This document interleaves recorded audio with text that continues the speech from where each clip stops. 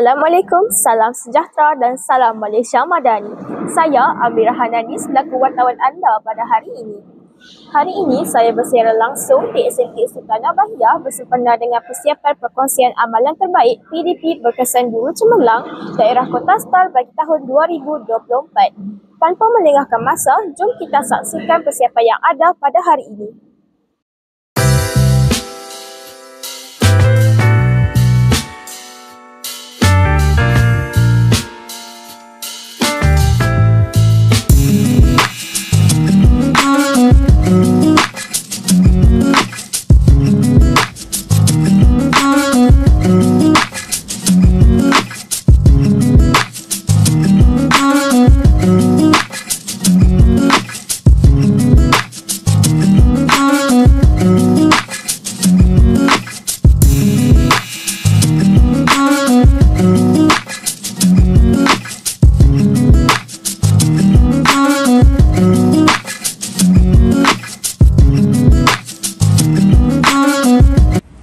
Bersama saya sekarang, seorang bakal guru cemerlang pada hari ini. Bolehkah cikgu memperkenalkan diri?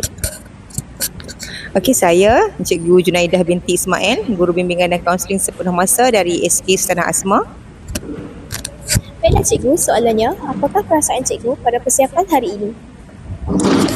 Untuk persiapan hari ini, cikgu sangat teruja lah untuk berkongsi bersama-sama dengan guru-guru cemerlang dan juga bakal calon-calon guru cemerlang yang ingin mohon pada tahun hadapan, dan cikgu telah melakukan persediaan yang cikgu rasa terbaik lah untuk bersama-sama orang lain.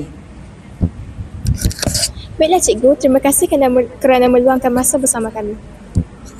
Maka, hari persiapan bagi program pengkongsian amalan terbaik PDP Berkesan Guru Cemerlang Daerah Kota Star bagi tahun 2024 telah sampai ke penghujungnya.